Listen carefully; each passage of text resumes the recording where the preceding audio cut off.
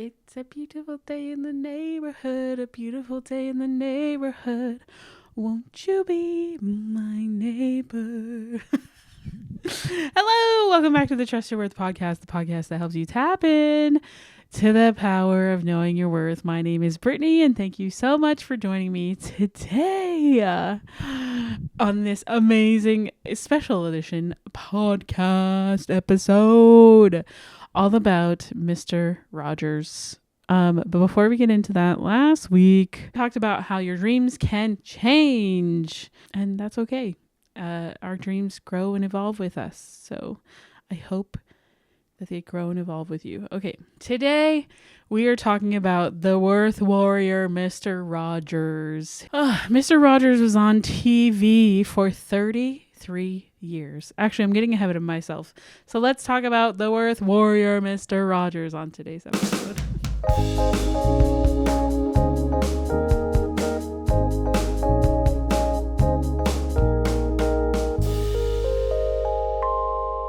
Okay, Worth Warrior, Mr. Rogers. I grew up watching him, and I'm just so grateful for the impact of this show and of this man that he had on so many of my generation and the ones before. His show ran for 33 years on PBS. It started in 1968 and ran to 2001. We watched it for 33 years on our screens. And you know what's so great too? I hope you have your kids watch this show. It's literally free on YouTube. So look up the show. There's 33 seasons on there. Amazing that it's all for free, and all because this man fought for children. He fought. I'm getting emotional. Oh my gosh, I'm gonna cry so much through this. But there's a full documentary which I highly would recommend. I'm quoting from this documentary. It's called "Won't You Be My Neighbor." It's not free right now, but honestly I feel like it should be because the story of this man is just incredible. He wanted to become a minister, and he did. He officially became a Presbyterian minister, but after seeing television for the first time, because in the 60s, television was relatively new, and a lot of the shows on were about war and very slapstick, and Mr. Rogers felt like there was so much more he could do for children, especially. He had a deep love of people, but especially children, because he knew that children tend to be forgotten in big conversations, and you're not old enough, you won't understand things like death or divorce, so we're just not going to talk to you about them. And there's a lot of that lack of communication for children, and Mr. Rogers sort of provided a way for parents and children to connect and talk about hard things, because his show dealt with conflict and the issues of the day. The biggest one that's probably very famous is when he and Officer Clemens shared a pool. They were both just cooling their feet off in a pool together. And at the time when this was released, segregation in America was being abolished. And so African American people were trying to swim in public pools, and people were openly harming them or throwing chemicals into the pools with them. And he just was like, this is so wrong. And so he wanted to make a statement about it, which he did in the 60s. Like, that's amazing. Another time when President Kennedy was assassinated, he did a full week on death and how to deal with death and with grief, and how helped children especially to learn about assassination, because that's a big word, and everybody in the country was dealing with it at that time, and he did not want the children to be left behind, so that they could understand what was going on in the nation as well, and within their families, and why they were grieving and why they were sad, because death happens to all of us, and hopefully you don't have to experience that as a young child, maybe like losing your parents or things like that. But Mr. Rogers was a place to be able to learn about it and to talk about it and to help learn how to deal with the big emotions that we all feel. Like children and adults alike feel the same big emotions, and yet because children can't communicate as well as we can, it's easy to dismiss them and their emotions and just tell them to like grow up about it or act more like an adult, when really we should let them process things as children and help them through it. They need guidance. Mr. Rogers is just a worth warrior. This was one of his core beliefs, and he said this himself. He said, "Love is at the root of everything. All learning, all parenting, all relationships, love or the lack of it. And what we see and hear on the screen is part of who we become." I love how well he understood relationships and love especially. It's what he preached wholeheartedly. The root of everything he did came from love, and you could feel that through the screen. He talked about how the camera, when he would look at it, just as I am looking at mine right now, that it was just him talking to one person specifically. No matter who it was, whoever was watching, he treated the camera as if he was talking to just you.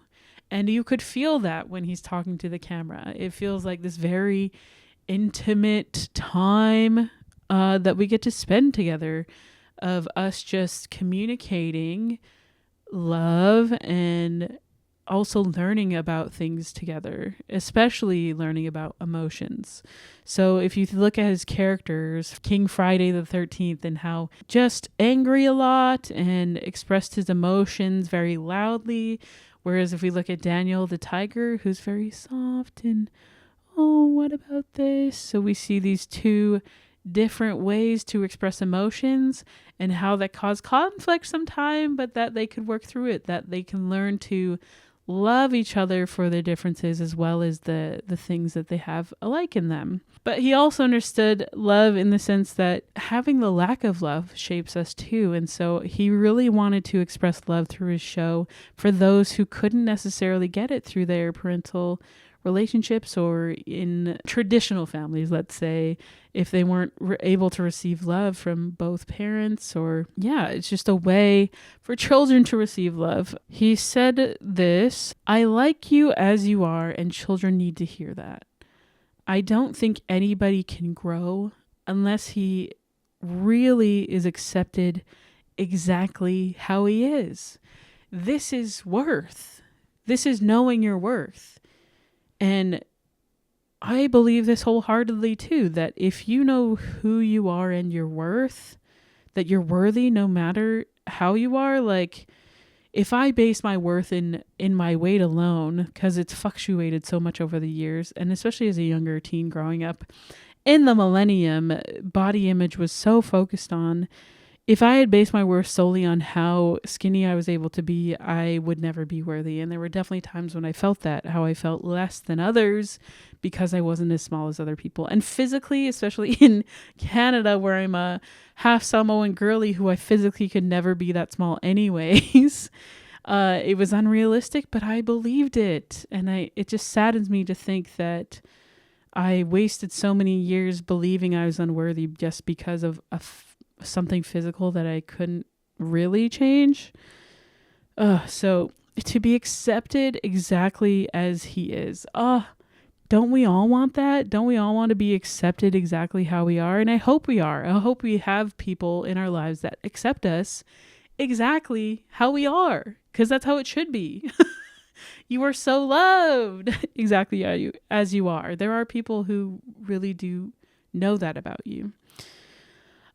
He was deeply influenced by Christianity, but I think the good that can come from this Christian background was specifically this commandment, which is to love your neighbor and love yourself. And that can be totally a universal belief, that when we love everybody, so our neighbors and ourselves, which is something we forget a lot, to love ourselves. We focus on everyone else. We serve everyone else but us. So do not forget yourself in the equation. I think that is a value system that I can get behind, and that he just lived wholeheartedly. To him, the most important way to communicate was to listen. He would do this thing where he would just ask a question and then sit in silence. He didn't care how long it took for you to talk. He would just sit in silence and wait for your answer, because sometimes that's all we really need, is just someone to listen to us. And he was a master at that. And I hope we add that to ourselves, that when we listen, we really do listen. I did a full episode on actively listening. So if you want to check that, I don't know what number it is, but if you need help listening and being a good communicator, listening is a key ingredient to be able to communicate. I love what he said about the greatest evil. He says, I think those that would try to make you feel less than who you are, I think that is the greatest evil. I agree. If somebody makes you feel less than who you are, you don't need them in your life. Get them out. It's pure evil, according to Mr. Rogers. And you don't need to live that like that. You deserve to have people around who love you exactly as you are. It's going to be a big theme. Okay. This is not something Mr. Rogers said, but this was someone talking about him and his philosophy, especially within a work environment. He said the most important learning is the ability to expect and accept mistakes and deal with the disappointment they bring. He understood that as people, we are fallible. We are going to fail everyone we know at some point or another. Everyone we love is going to fail us and disappoint us. And so the ability to accept the mistakes, to forgive, and to deal with the disappointment as in, okay, I'm feeling this disappointment, but things happen and let's move forward together in a way that makes us both happy. I think that is an awesome ability to have, to expect and accept mistakes and deal with the disappointment. So just amazing stuff from Mr. Rogers in his life philosophy. Okay, let's move on. So Mr. Rogers said the only thing that can really change the world is when somebody gets the idea that love can abound and be shared. Oh, I'm getting emotional. Isn't it just the greatest feeling to feel loved? But also to be able to share love, to be able to give love.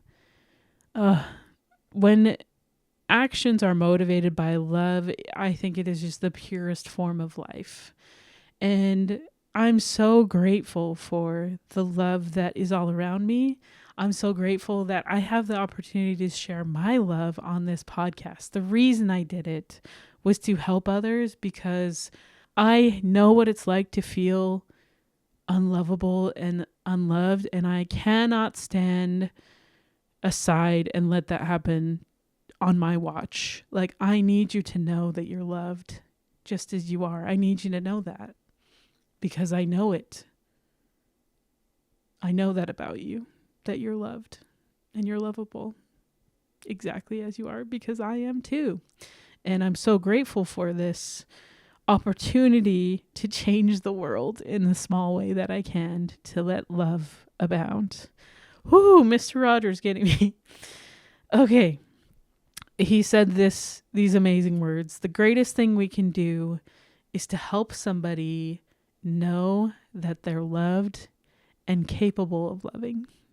It really is the purest form of life to let someone know they are loved and capable of loving. I think Mr. Rogers had it right. He really did. He got it so right. I think that's why so many of us connected with him. I think that's why he is like the greatest worth warrior ever. There was this thing. Let me just talk about this negativity, this criticism that Mr. Rogers would get. And basically it was, if you tell everyone that they're special, then no one is. And how Mr. Rogers had raised this generation of entitled people to just believed they were the center of the universe. And that is not what he meant. And those people obviously missed the point. What he meant was, you don't have to earn love. You've never had to. You don't have to do anything sensational to deserve love. You just need to exist. Inherently, You are worthy of love and you're lovable just as you are. You're going to hear that a million times because this is his song. Let me pull up the lyrics to his song. It's you I like. It's not the things you wear. It's not the way you do your hair, but it's you I like. The way you are right now, the way down deep inside you, not the things that hide you, not your toys, they're just beside you. But it's you I like. Every part of you, your skin, your eyes, your feelings, whether old or new, I hope that you remember, even when you're feeling blue, that it's you I like. It's you yourself. It's you I like. Ooh, don't we all just want to hear this? I hope that you tell someone today that it's just you they like, not for anything they did, or it's just because they're them and that you like them. I hope you tell them that. Okay, so the last thing I want to share with you, and this, I cried doing this. You're probably going to cry too. But I just want to play it because he says it best, and I want to share his beautiful, wonderful voice. From the time you were very little, you've had people who have smiled you into smiling, people who have talked you into talking, sung you into singing, loved you into loving. When he was giving speeches, he would say, now, think about somebody who's helped you along the way. For 1 minute, I'm going to time you. Let's just take some time to think of those extra special people.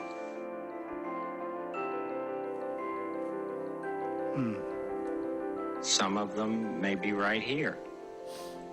Some may be far away. Some may even be in heaven. No matter where they are, deep down, you know they've always wanted what was best for you.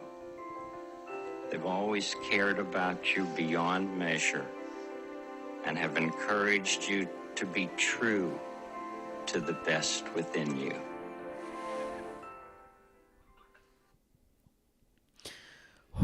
So I just want you to take a minute and think of those people who love you and like you just as you are. Whew. I just want to say thank you, Mr. Rogers, for being a worth warrior and for teaching us about worth and how worthy we all are. Okay. Woo. Okay. Thank you for listening, and thank you to Mr. Rogers who taught us about our worth. And if you ever need to pick me up, like I said, all of his episodes are for free on YouTube. So please watch maybe one of your favorite ones from growing up. And if you've never seen it, check out Mr. Rogers, the worth warrior himself, doing what he does best, letting us know how loved we are, how worthy we are. And I hope that you remember the joy and how you never have to earn love and how loved you are just as you are. It's a beautiful day in the neighborhood. Won't you be my neighbor? Okay. Thanks for listening. As always, you can find me at trustyourworth.com. Woo! Or on Instagram at Trust Your Worth Podcast, TikTok and YouTube as well at those. And if you want to follow my fun stuff, you can follow me at Brittany L. That's BRITNEY_ELLE, or sometimes the underscore is at the end. Yeah. Thanks for watching and listening. And I can't reiterate it enough, but I like you just the way you are. And don't forget to trust your worth. Thanks for listening. Have a great day. Love you. Bye. And thank you, Mr. Rogers.